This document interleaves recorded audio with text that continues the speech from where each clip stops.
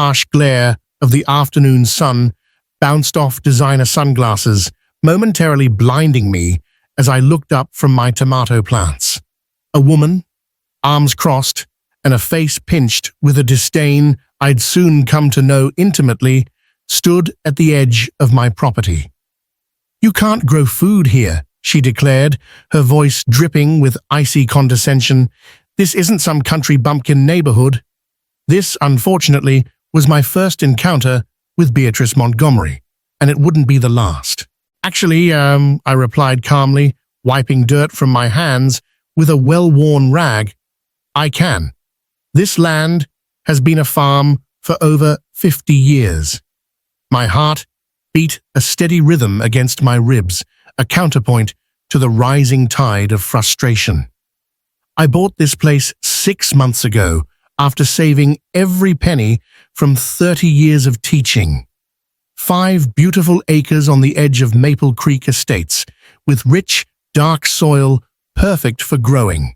My retirement dream was simple: cultivate organic vegetables, sell them at the local farmers market, and live peacefully." Beatrice's perfectly sculpted lips curled into a sneer.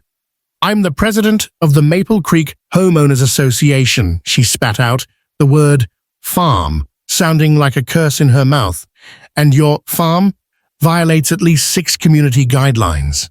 A knot of unease began to tighten in my stomach. "My property isn't part of your HOA," I explained, trying to keep my voice level. "Check your maps.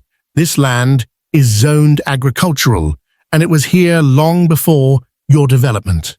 "Nonsense," she retorted, pulling out her phone with a practiced flick of her wrist. She snapped photos of my carefully tended garden beds, her expression one of utter disgust. "These weeds are an eyesore. The neighbors are complaining about bugs and smells. This affects our property values."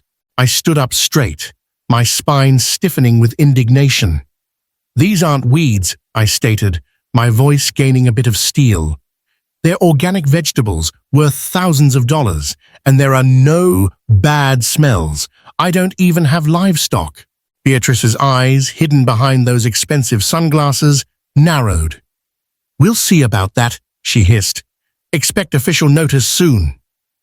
With that, she stomped away, her spotless white shoes a stark contrast to the rich, dark earth she so clearly despised. I shook my head, trying to dismiss the encounter, but the knot in my stomach refused to loosen.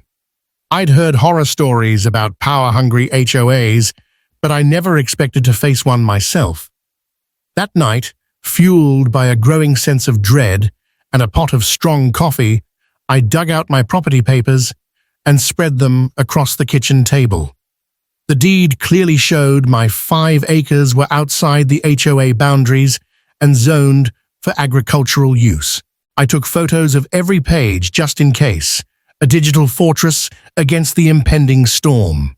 3 days later, my premonition proved correct. An official-looking envelope was stuck to my door.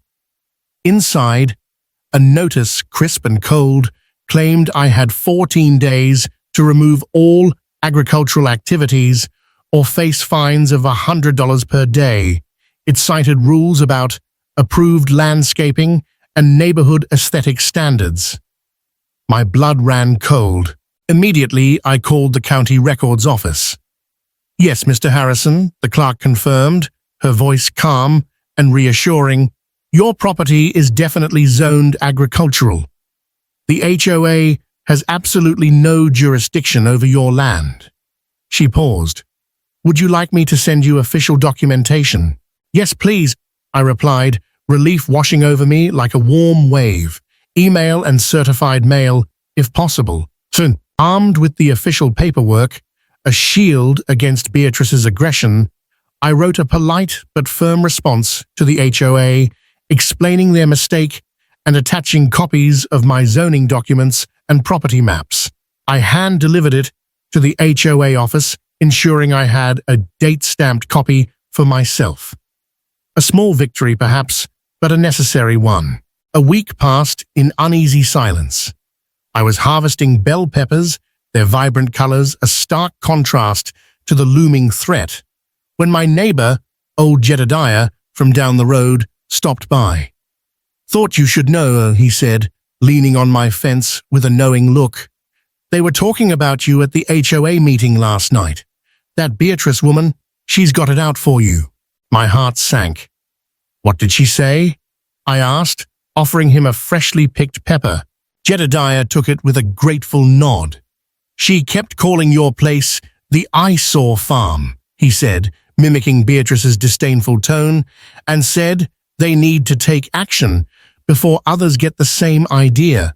He bit into the pepper, his eyes widening. "Man, these are good," he continued.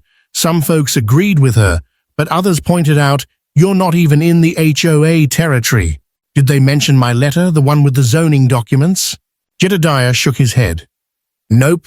Beatrice acted like she never got anything from you." He looked at me, his expression serious. "Watch your back, Harrison. She's got some board members wrapped around her finger. They're planning something." That evening, a shiver of apprehension running down my spine, I installed 4 security cameras around my property.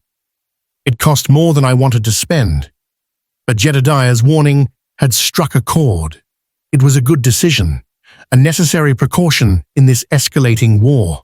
2 days later, the cameras caught 3 people in matching polo shirts, emblazoned with HOA Landscaping Committee, walking around my property, taking photos and making notes while I was away at the farmer's market. They even pulled up some of my carrot tops to examine them, leaving the tender vegetables exposed to the scorching summer sun.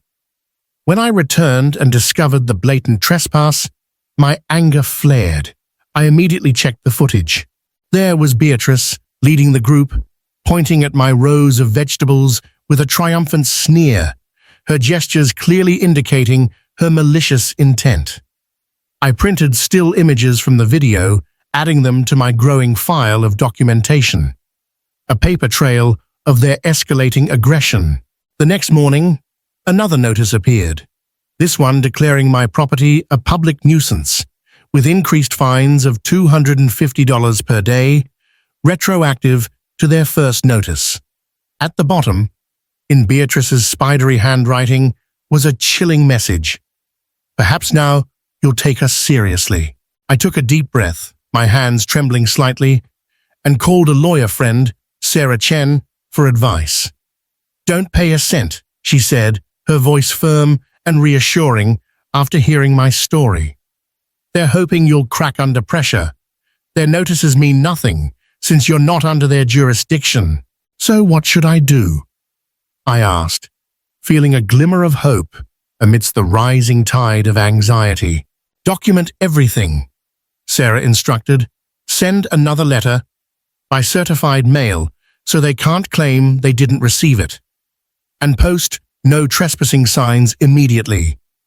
They've already committed trespass by entering your property without permission." I followed her advice to the letter, posting signs that afternoon and sending a firmly worded letter by certified mail, demanding they cease their harassment and respect my property boundaries. 3 quiet days passed. I began to hope, perhaps foolishly, that Beatrice had finally checked the property maps and realized her mistake. Then, one morning, I woke to the jarring sound of machinery. Rushing outside in my pajamas, my heart pounding in my chest, I found a landscaping truck parked on the road and 2 men in uniforms approaching my tomato beds with weed trimmers. "Stop right there!" I shouted, running towards them, my voice cracking with a mixture of fear and fury. "This is private property." The men looked confused. "We have orders from the Maple Creek HOA to clean up this area," one said, showing me a work order with Beatrice's signature scrawled across the bottom. "This property is not part of Maple Creek," I explained, pointing to my newly installed no trespassing signs. "Please leave immediately." They glanced at each other, uncertainty flickering in their eyes. "Look," I said, trying to maintain a semblance of calm, I don't blame you guys for doing your job, but there's a boundary dispute here, and if you cut down my crops, you could be liable for damages." That was enough to convince them. They apologized and left. But not before I took photos of their truck and the work order, more evidence in my growing arsenal. I was shaking with anger as I called Sarah again. This had gone beyond harassment. It was now attempted destruction of property. "I think it's time to go on the defensive," she said, her voice sharp and decisive. "Let me draft a cease and desist letter. In the meantime, make your boundaries crystal clear." That afternoon, I installed bright orange survey markers along my property line and added more "no trespassing" signs. I also set up a trail camera hidden in a tree that covered the area the landscapers had targeted. As the sun set, casting long shadows across my farm, I stood surveying the neat rows of vegetables I'd worked so hard to grow, the fruit trees just beginning to establish themselves. Why couldn't Beatrice just leave me in peace? Little did I know, her next move would force me to fight not just for my property rights, but for my entire livelihood. "They're stealing my tomatoes," I yelled into my phone, my voice hoarse with disbelief. My security camera's live stream showed Beatrice and 5 other people in HOA polo shirts filling baskets with my vegetables. "I'm 15 minutes away," Sarah responded, her voice calm but urgent. "Don't confront them alone. Call the police right now." My hands shook as I dialed 911 and reported the theft in progress.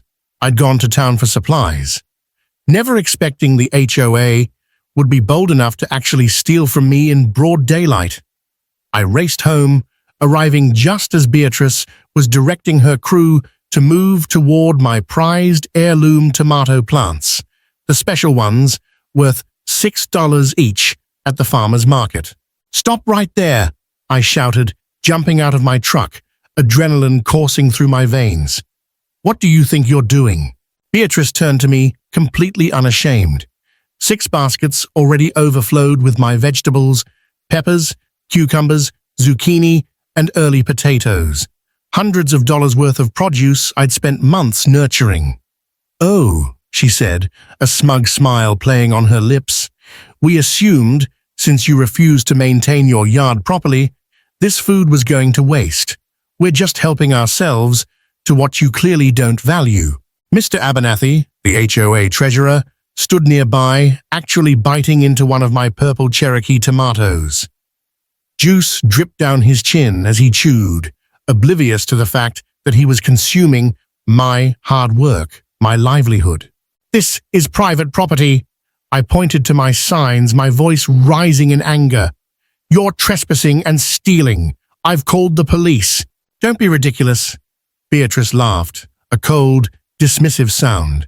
"We're the HOA. We have every right to enforce community standards, and frankly, this eyesore needs to go." "My property isn't part of your HOA," I insisted, my voice growing louder as anger and disbelief washed over me.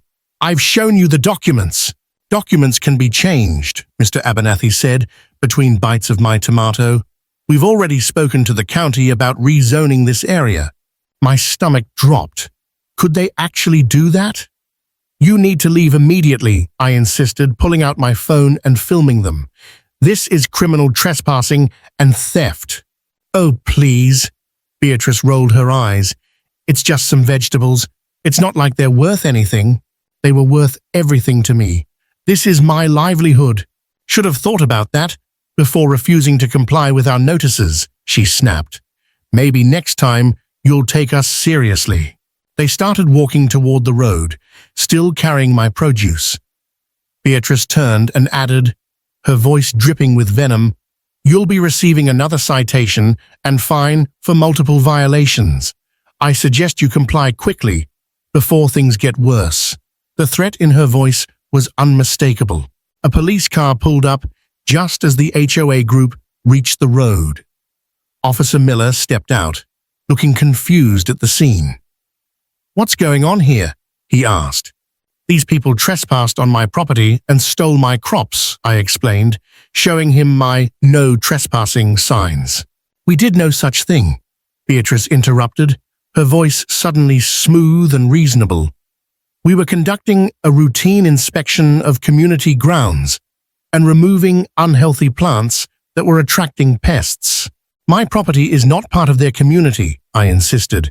"I have documentation proving it's agriculturally zoned land outside HOA jurisdiction."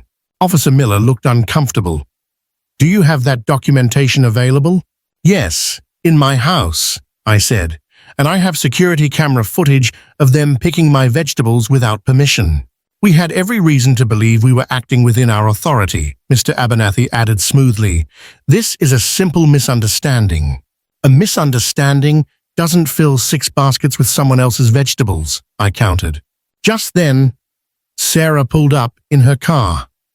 "I'm Mr. Harrison's attorney," she announced, joining our group, "and I strongly suggest the HOA members return all stolen property immediately and leave the premises." Beatrice's face hardened. "We've done nothing wrong." "Then you won't mind explaining that to a judge," Sarah replied coolly. "Officer, my client wishes to press charges for trespassing and theft." "Now wait a minute," Mr. Abernathy began, suddenly looking nervous. Officer Miller sighed. "Let's all calm down. First, I need to see the property documentation to determine jurisdiction." While I retrieved my papers, Sarah quietly filmed the baskets of vegetables and the HOA members. When I returned, Officer Miller reviewed the documents. "Based on these papers, Dawson," he concluded, "this property does appear to be outside HOA boundaries. Miss Montgomery, your group needs to return any items taken from this property and leave immediately." Beatrice's face turned bright red. "This is outrageous. We're trying to protect our community's values." "By stealing my crops?" I asked, my voice dripping with sarcasm. "They're not crops, they're weeds," she shouted. Officer Miller raised his hand. "Ma'am, please return the vegetables and leave the property, now." Glaring at me, Beatrice instructed her people to put down the baskets. "This isn't over," she hissed. After they left, Officer Miller took my statement and collected copies of my security footage. "I've dealt with this HOA before," he said quietly. "They're known for pushing boundaries, but this goes beyond their usual tactics. Will you arrest them?" I asked. "I'll file the report," he said, "but the district attorney will decide whether to pursue charges. In the meantime, I suggest strengthening your security." After he left, Sarah and I surveyed the damage. Beyond what they'd harvested, many plants were trampled or broken. "This is at least $2,000 in losses," I estimated, my voice heavy with despair, not counting future harvests from damaged plants.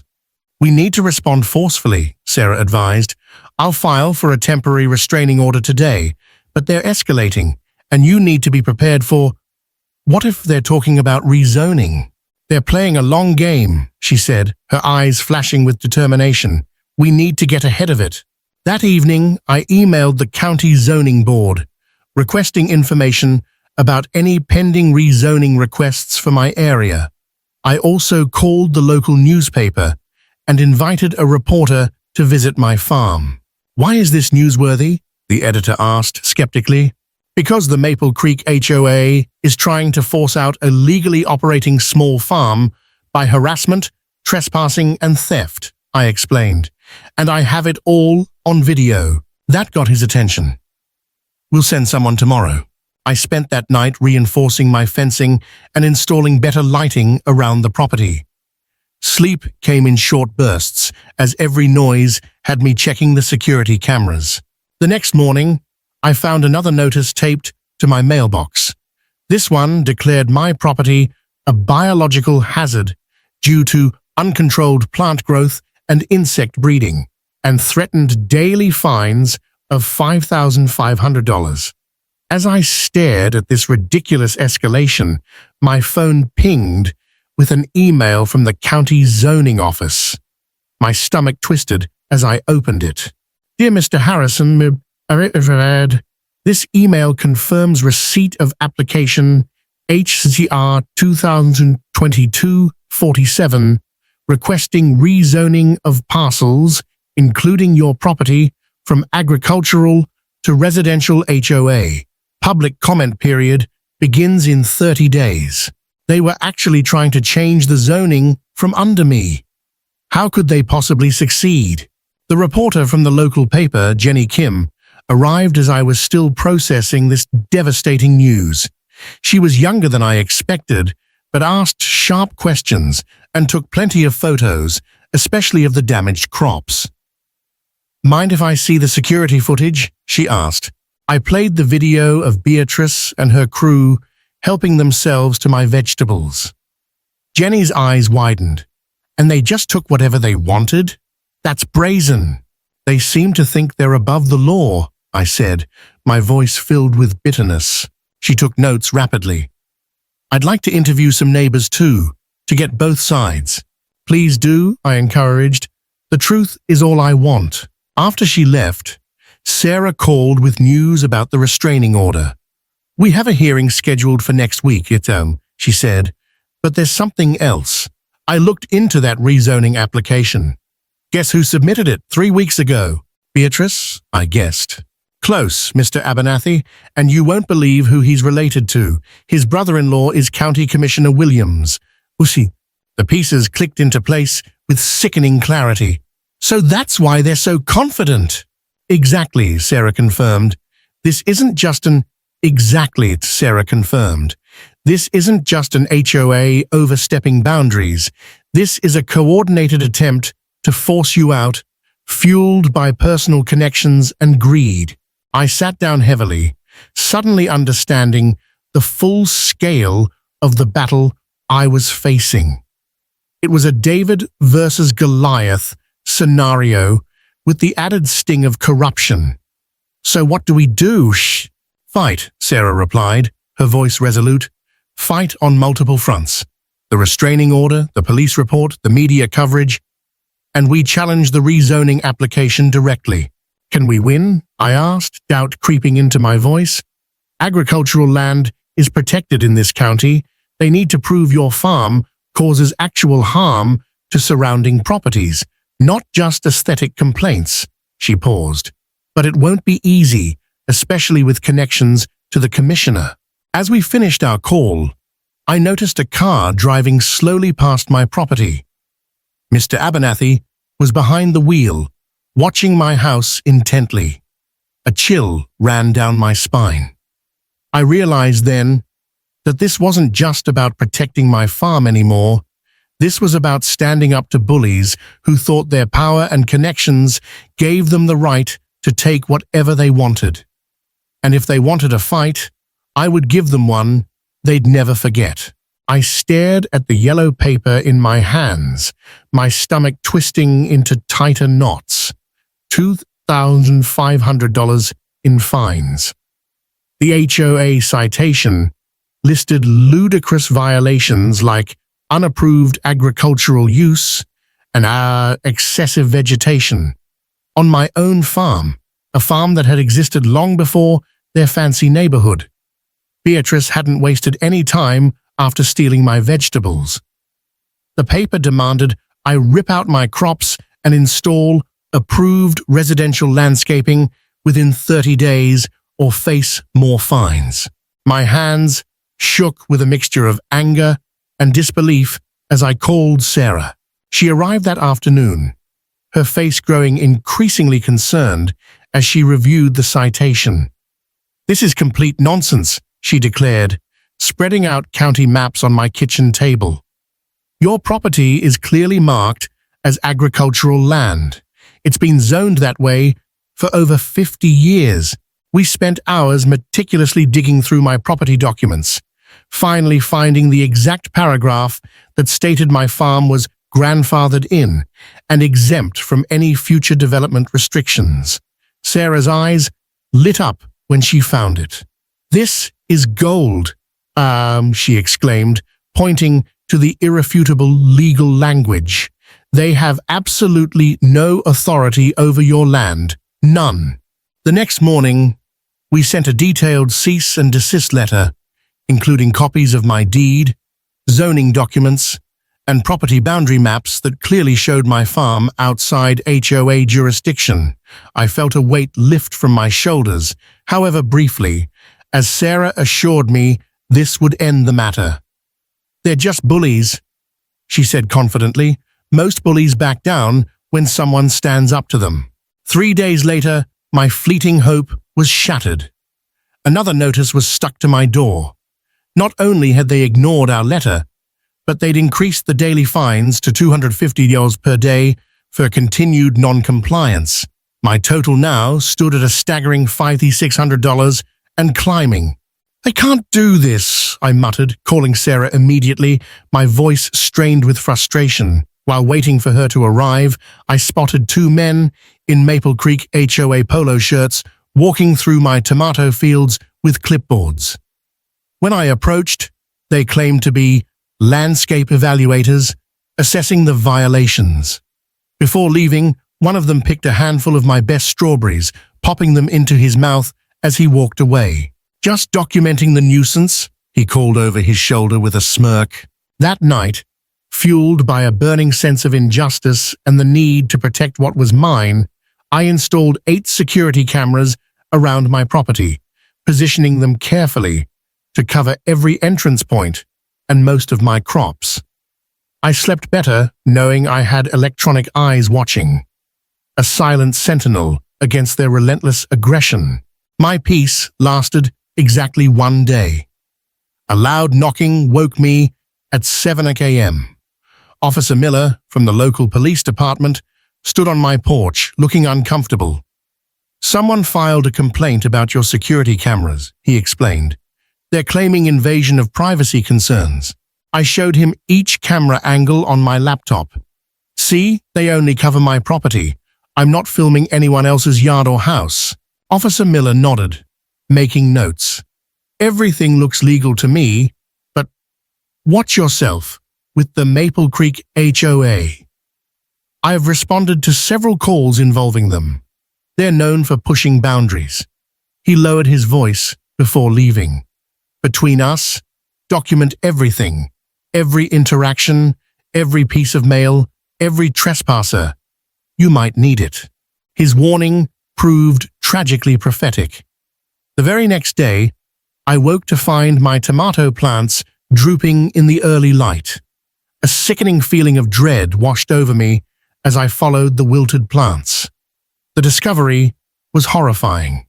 Someone had cut through my main irrigation pipes in 3 different places. Without water, in the brutal summer heat, nearly a quarter of my crops were already dying.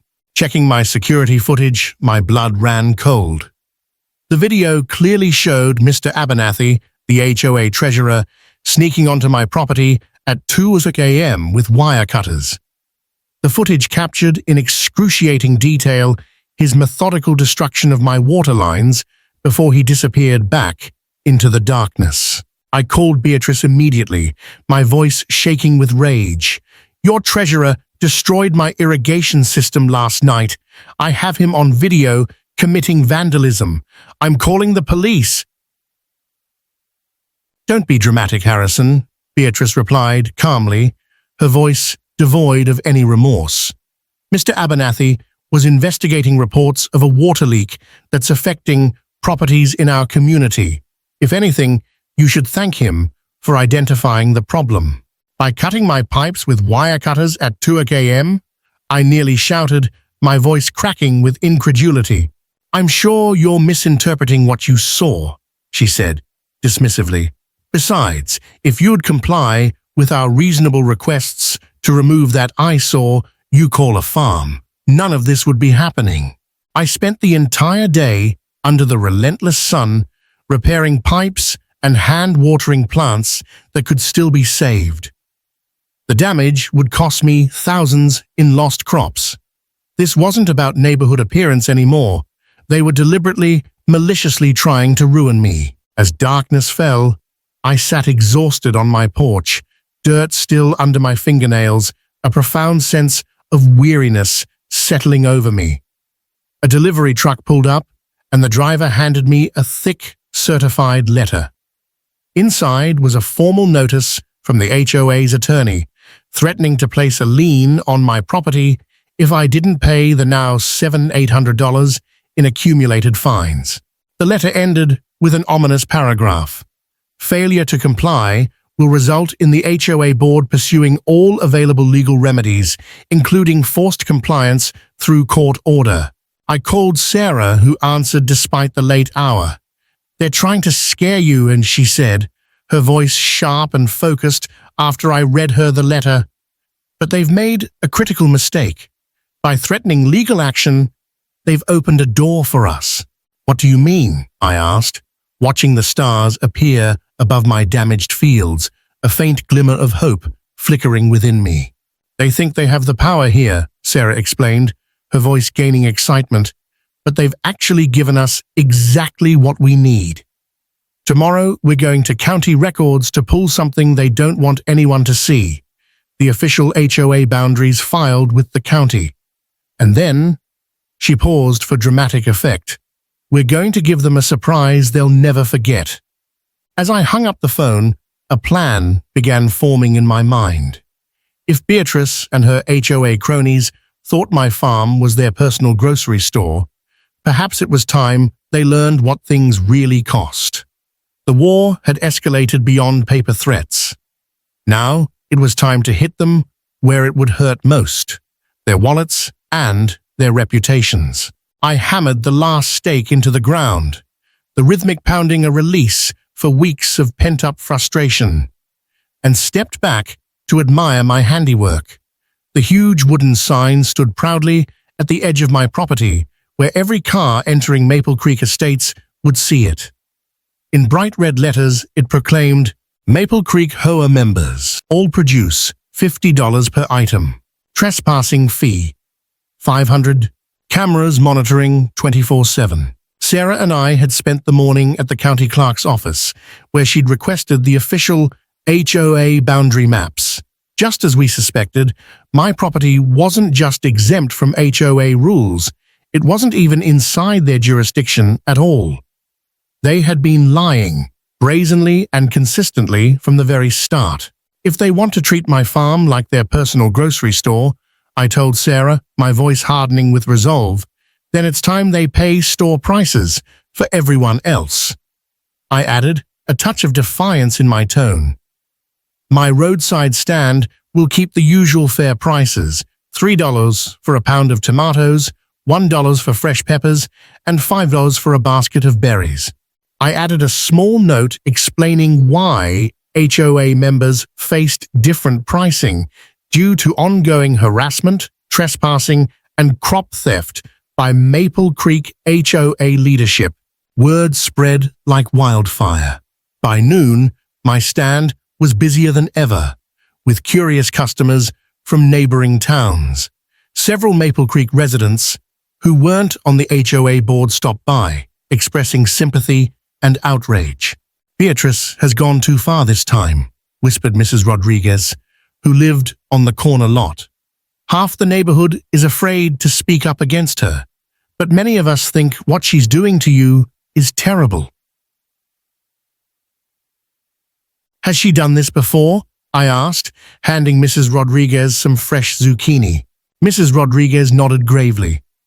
"Last year, she forced the Jacksons to remove their children's treehouse, even though it was completely safe and beautiful. When they refused, someone accidentally cut down the tree during their vacation. Around 2 p.m., a black SUV screeched to a halt in front of my stand.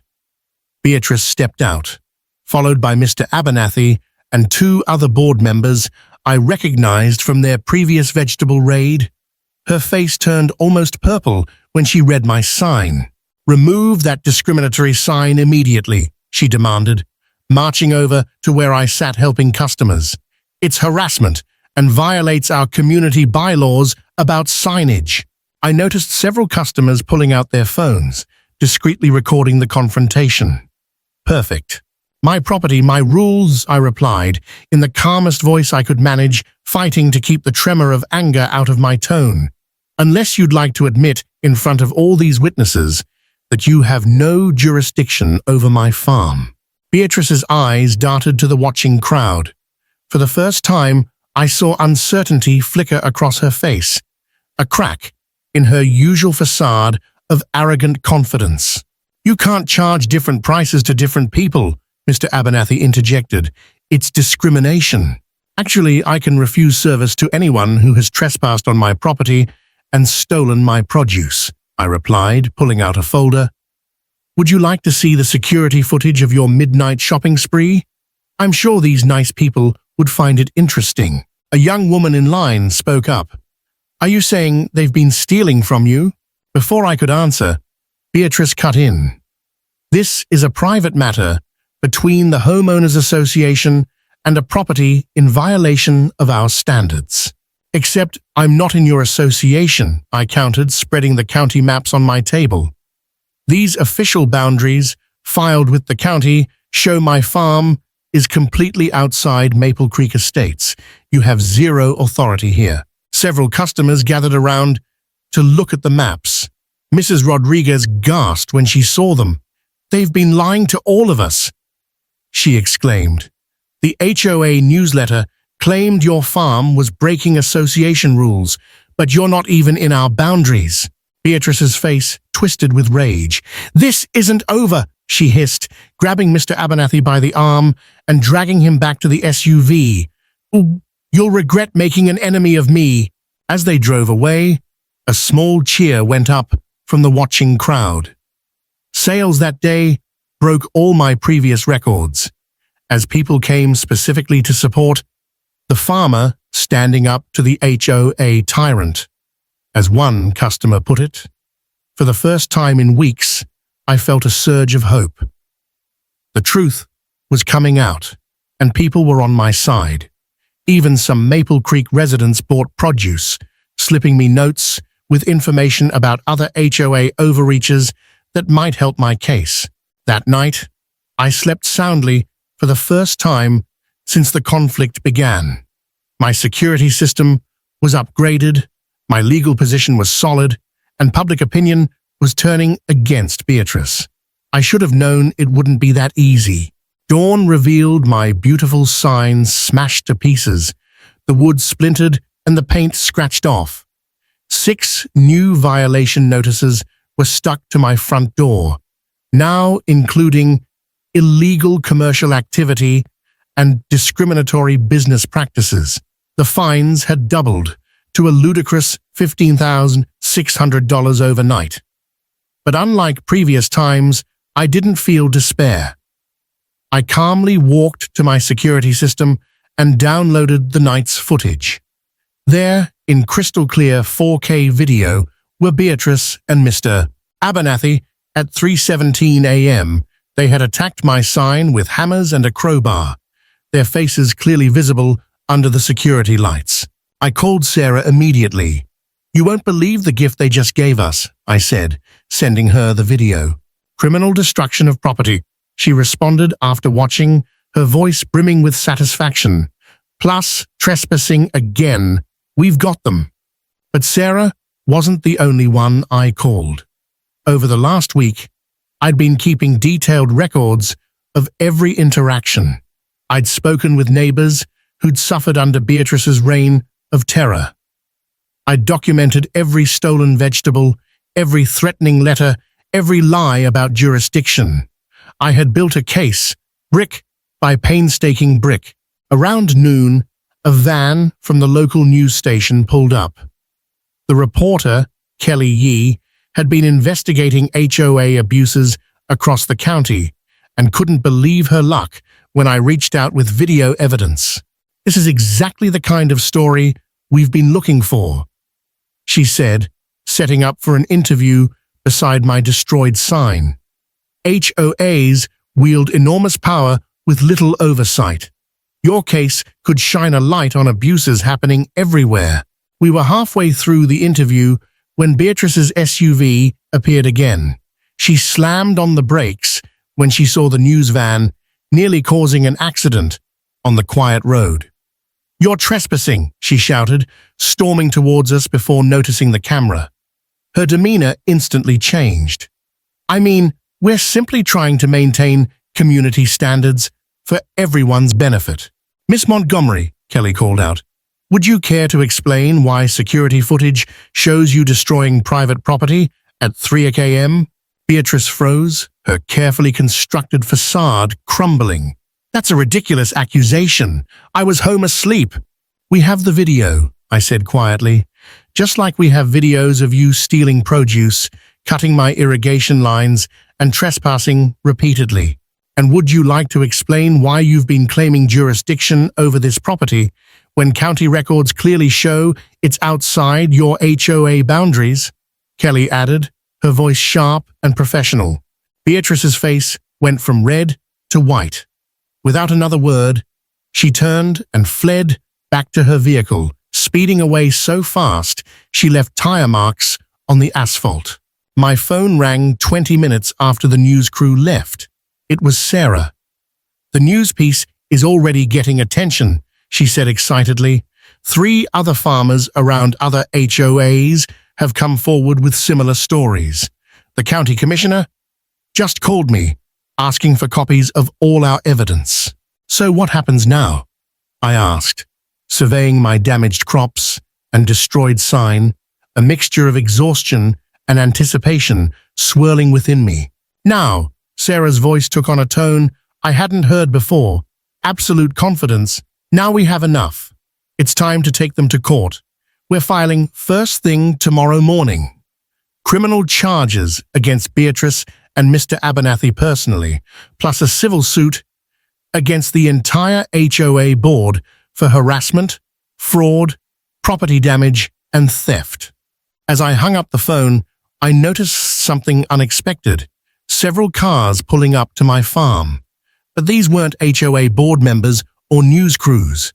They were regular Maple Creek residents, led by Mrs. Rodriguez. "We saw what happened," she said, her voice filled with genuine concern. "We're here to help rebuild your sign and save whatever crops we can." She hesitated. "And we've called an emergency HOA membership meeting for tonight. Most of us had no idea what Beatrice was doing in our name. See, as neighbors I'd never met worked alongside me to repair my farm. I realized this fight had become bigger than just me against Beatrice. It had become about standing up to bullies everywhere who abuse power simply because they think nobody will challenge them. Tomorrow would bring the courthouse and the beginning of formal legal proceedings, but for today, the tide had finally turned.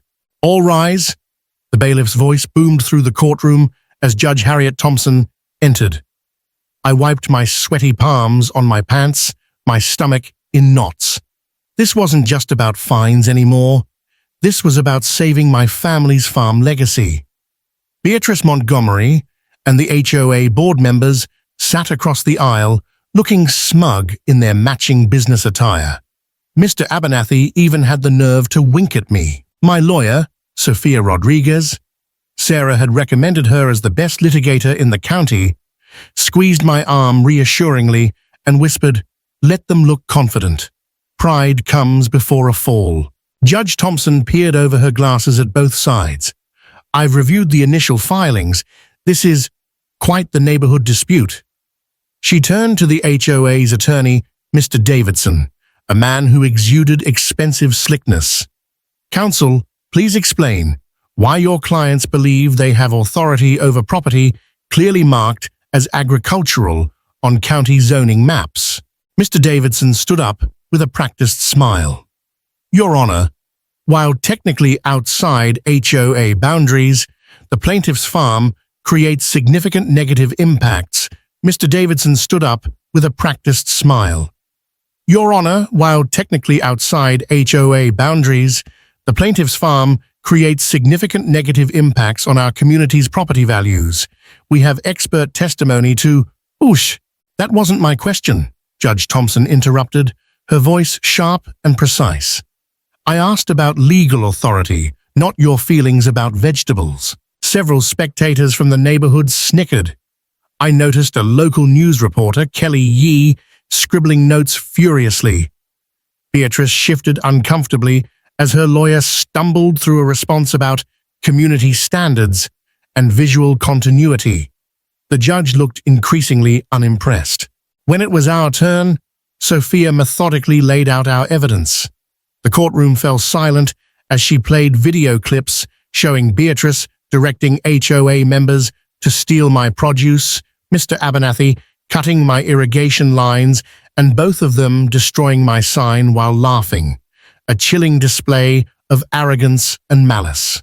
"Your Honor," Sophia said, pointing to Beatrice, "these aren't concerned neighbors.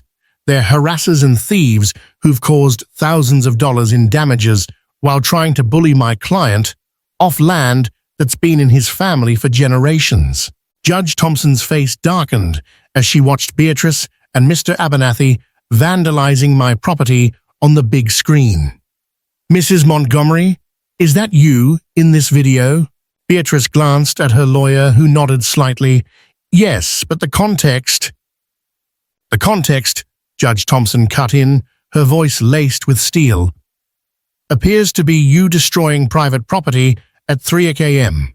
Mr. Abernathy, you're clearly visible cutting irrigation lines. Do you deny this?" Mr. Abernathy stammered, We were investigating a water leak that..." "At 3 a.m. with wire cutters, while laughing?" The judge removed her glasses slowly. "I've presided over many HOA disputes, but this crosses into criminal territory. During a brief recess, I overheard 2 HOA board members arguing with Beatrice in the hallway. "You said this would be easy," one hissed. "You never mentioned breaking anything." When court resumed, my neighbor, Mrs. Patel, testified about seeing the HOA members taking baskets of my produce. Then, Officer Miller described his visits to my property and confirmed my farm wasn't under HOA jurisdiction. The real bombshell came when Sophia called Angela Winters, the former HOA secretary. Mrs. Montgomery specifically targeted this farm after Mr. Abernathy's development proposal was rejected, Angela testified nervously. She said, and I quote, "If we can't buy him out, we'll force him out." Beatrice's face went pale. Several HOA members gasped. "What development proposal?" Sophia asked innocently. "Mr. Abernathy's construction company wanted to build condos there," Angela explained. Beatrice promised board positions to anyone who helped pressure the owner to sell. The courtroom erupted in whispers. Judge Thompson banged her gavel repeatedly. "Your Honor," Beatrice's lawyer interjected desperately, "this testimony is hearsay and irrelevant." "I'll decide what's relevant in my courtroom," Judge Thompson snapped, "and I find it very relevant that your clients appear to have financial motives beyond community aesthetics." As the day wore on, the HOA's case crumbled. Their expert witnesses admitted they never actually measured property value impacts. Their claim about my farm violating county ordinances was disproven by the county inspector himself. By late afternoon, Beatrice looked ready to cry. Mr. Abernathy kept checking his phone nervously. Judge Thompson finally leaned forward. "I've seen enough. This court will recess until tomorrow morning at 9 a.m., when I'll deliver my ruling." She fixed Beatrice and Mr. Abernathy with a stern look. "And I strongly suggest all parties be present." As we left the courthouse, reporters surrounded us. "Do you think you'll win?" one asked, shoving a microphone in my face. I simply smiled and said, "The truth speaks for itself." That night, I could barely sleep, wondering what tomorrow would bring. Would the judge see through Beatrice's lies? Would my farm survive this attack? And most worryingly, even if we won, would the harassment ever truly stop? Bright and early, I parked my truck outside the courthouse. A small crowd had gathered. Neighbors, farmers from nearby properties, even some curious HOA members. The local newspaper photographer snapped pictures as I walked up the steps with Sophia. "Ready for this?" she asked, her eyes sparkling with anticipation. Before I could answer, I spotted Beatrice huddled with her lawyer near the entrance. She looked like she hadn't slept at all. Our eyes met briefly, and for the first time, I saw something new in her expression: fear. Inside the packed courtroom, Judge Thompson wasted no time. After reviewing all evidence and testimony, this court finds overwhelmingly in favor of the plaintiff. She adjusted her glasses. The Maple Creek HOA has no legal authority over this agriculturally zoned property. Further, the actions taken against the plaintiff constitute harassment, trespassing, vandalism, and theft. Beatrice's shoulders slumped visibly. Mr. Abernathy stared at the floor. The HOA is ordered to pay $443,500 in damages for destroyed crops, irrigation systems, emotional distress, and legal fees, the judge continued. Additionally, I'm issuing a permanent injunction prohibiting any HOA member from entering the plaintiff's property without written permission. Judge Thompson wasn't finished. More concerning are the criminal aspects of this case. I'm referring this matter to the district attorney for potential charges of criminal mischief, theft, and conspiracy. She looked directly at Beatrice and Mr. Abernathy. The court sees evidence of potentially fraudulent HOA operations that warrant investigation. As the gavel fell, the room burst into conversation. Several HOA board members immediately distanced themselves from Beatrice, loudly proclaiming they never knew about the midnight vandalism. Outside, the media swarmed us. "How does it feel to win?" a reporter asked. "This wasn't about winning," I replied honestly. "It was about protecting a way of life that matters, growing food and preserving farmland." Later that afternoon, I was picking green beans when a car pulled up. To my surprise, Angela Winters stepped out, looking nervous. "I came to apologize, Sam," she said, "and to tell you there's an emergency HOA meeting tonight. Beatrice and Mr. Abernathy were forced to resign. The board wants to make things right." I nodded skeptically. "That's good to hear." "There's more," Angela continued. "Many residents are furious about having to pay the settlement from our reserve funds. They never knew what Beatrice was doing." She hesitated. "Some of us actually moved here because we wanted to be near a working farm. We loved the idea of fresh produce nearby." 2 days later, the new interim HOA president, Mr. Ramirez, knocked on my door with a formal written apology and an unusual proposal: a community garden partnership between my farm and interested Maple Creek residents. "Many folks would love to learn farming skills," he explained. "We could provide volunteer labor and resources in exchange. Maybe residents could share in some produce properly with permission this time." I considered this carefully. The work was getting harder as I got older, and extra hands would help. "Let me think about it," I told him. That evening, as I watered my recovering tomato plants, I spotted a familiar figure walking hesitantly up my driveway. Beatrice Montgomery. She looked different. No designer clothes, no clipboard, no entourage. She stopped at a respectful distance. "I sold my house," she said without preamble. "I'm moving next month." I waited, saying nothing. "Mr. Abernathy promised me a big commission if I helped pressure you to sell," she admitted, staring at the ground. "My real estate business was failing. I was desperate." She looked up, meeting my eyes. "It doesn't excuse what I did. I'm sorry." Her apology surprised me, but the damage was done. "I hope you find peace somewhere else," was all I could say. After she left, I sat on my porch, watching the sunset over my fields. The district attorney had called earlier. Beatrice and Mr. Abernathy would face criminal charges, but most board members were cooperating as witnesses now. A week later, I posted a new sign at the edge of my property: "Community Garden Lessons. All welcome." The first Saturday, I expected maybe 3 or 4 people. Instead, 25 showed up, including Mr. Ramirez and several families with excited children. "Where do we start?" a teenage boy asked eagerly. "By summer's end, my farm had transformed. Neighbors who once complained now brought homemade lemonade to Saturday work parties. Children who'd never seen vegetables growing now proudly showed off their pumpkin patches. The roadside stand became a community gathering spot. One evening, as volunteers helped harvest a bumper crop of corn, Mr. Ramirez approached me. "The HOA voted unanimously on something today," he said, handing me an official-looking document. "We've created a permanent easement in our bylaws, recognizing your farm's agricultural status and right to operate. No future board can ever challenge it." I felt a lump in my throat as I read the paper. After all the fights, after all the damage, something beautiful had grown from the conflict. Sometimes, the hardest battles lead to the most unexpected victories. My farm hadn't just survived, it had become the heart of a community that finally understood what I had always known: that growing things together builds connections stronger than any HOA rule could ever break.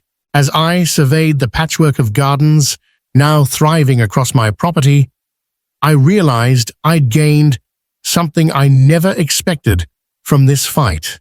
Not just neighbors, but friends who valued what this land truly offered. The farm that Beatrice had once called an eyesore was now Maple Creek's most treasured feature, and that was a harvest worth fighting for.